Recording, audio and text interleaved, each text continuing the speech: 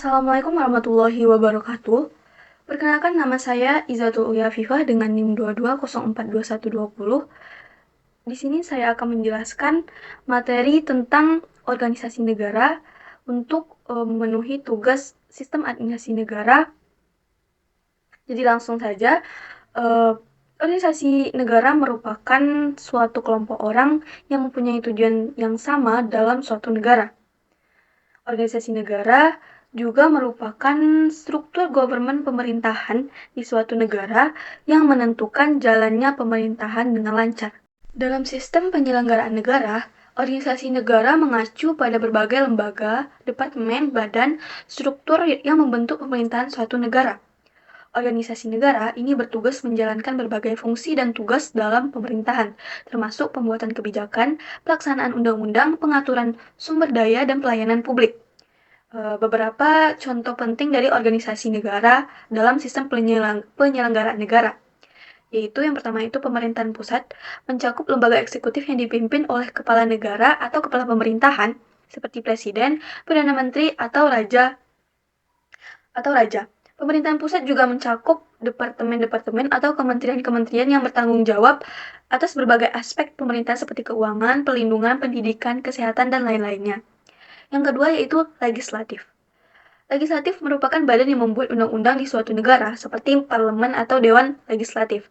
Legislatif memiliki peran kunci dalam membentuk kebijakan dan mengawasi tindakan pemerintah. Yang ketiga yaitu yudikatif. Yudikatif atau kehakiman adalah sistem peradilan yang bertanggung jawab atas penegakan hukum dan memutuskan penegakan hukum. Ini termasuk pengadilan, hakim, dan badan-badan terkait. Yang keempat itu pemerintahan daerah.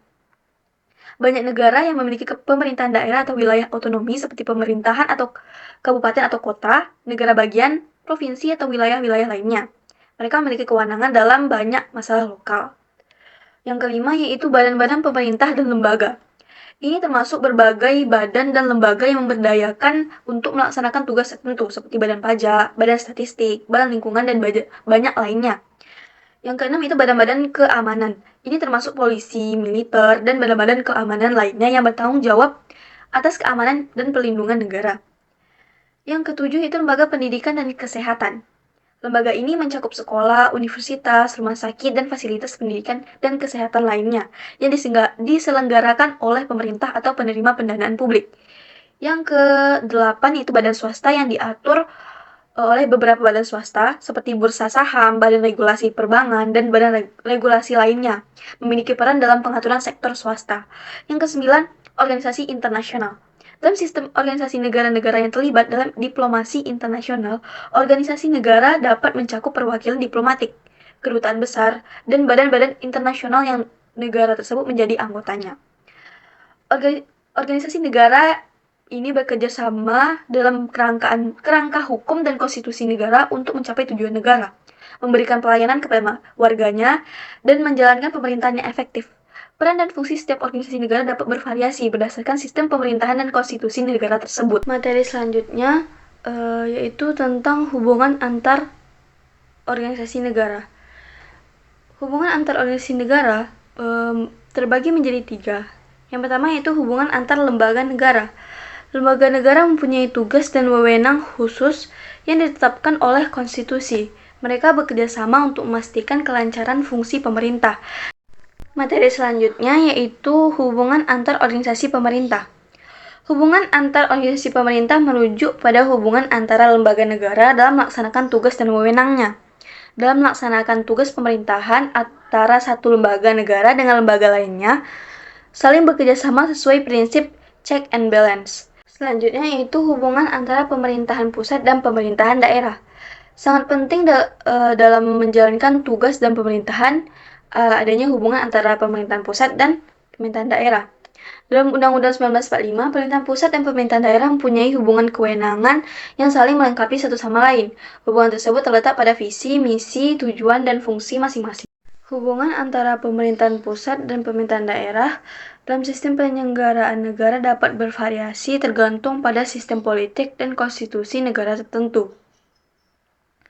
Ada beberapa aspek yang menjadi hubungan antara pemerintahan pusat dan pemerintahan daerah. Yang pertama yaitu desentralisasi. Desentralisasi adalah proses di mana pemerintahan pusat mengalihkan sebagian dari kekuasaan, tanggung jawab, dan sumber daya kepada pemerintahan daerah. Hal ini bertujuan untuk memberikan otonomi kepada daerah dalam mengelola urusan lokal mereka sendiri. Tingkat desentralisasi dapat bervariasi dari satu negara ke negara lainnya. Yang kedua yaitu otonomi daerah. Prinsip otonomi daerah mengacu pada hak pemerintah daerah untuk mengatur urusan lokalnya sendiri sesuai dengan hukum dan peraturan yang berlaku. Otonomi daerah sering diatur dalam konstitusi atau undang-undang negara. Yang ketiga yaitu pembagian wewenang. Dalam kerangka desentralisasi, pemerintahan pusat biasanya tetap bertanggung jawab atas beberapa urusan nasional, seperti pemerintahan, kebijakan luar negeri, dan moneter, sementara pemerintahan daerah yang mengelola urusan lokal seperti pendidikan, kesehatan, transportasi, dan pelayanan publik lainnya. Yang keempat itu koordinasi dan kolaborasi. Pemerintahan pusat dan pemerintahan daerah perlu bekerja sama dalam berbagai hal, termasuk alokasi dana, pembagian sumber daya, dan perencanaan pembangunan. Ini membutuhkan mekanisme dan koordinasi yang baik. Yang kelima yaitu pengawasan. Pemerintahan pusat biasanya memiliki peran pengawasan terhadap pemerintahan daerah untuk memastikan bahwa mereka beroperasi sesuai dengan hukum dan kebijakan nasional. Namun pengawasan ini seharusnya tidak digunakan sebagai alat campur tangan yang berlebihan dalam urusan daerah. Yang keenam yaitu transfer dana. Pemerintahan pusat sering memberikan dana atau mentransfer keuangan pemerintahan ke daerah untuk membantu mereka membiayai layanan publik dan pembangunan. Pengaturan ini dapat beragam, termasuk dana perimbangan, dana alokasi umum, atau dana khusus. Yang ketujuh yaitu perjanjian dan kontrak. Dalam beberapa negara, pemerintahan pusat dan pemerintahan daerah dapat membuat perjanjian atau kontrak untuk mengatur hubungan mereka. Hal ini dapat mencakup perjanjian khusus mengenai pembagian yang sah, sumber daya, atau program-program tertentu. Sistem penyelenggaraan negara yang efektif memerlukan keseimbangan yang baik antara otonomi pemerintah daerah dan kesatuan nasional. Tujuannya adalah untuk memungkinkan pemerintahan daerah menanggapi kebutuhan lokal sambil tetap mempertahankan koherensi atau integritas nasional. Hubungan antara pemerintahan pusat dan pemerintahan daerah adalah prinsip dasar dalam sistem negara yang berdasarkan prinsip-prinsip federalisme, desentralisasi, dan otonomi daerah. Materi yang terakhir yaitu State Auxiliary Bodies atau Badan Pembantu Negara. Badan Pembantu Negara mengacu pada berbagai entitas, organisasi, atau lembaga pemerintah yang didirikan oleh pemerintah negara, bagian, atau nasional untuk membantu penerapan kebijakan publik, pemberian layanan, atau untuk menjalankan fungsi tertentu.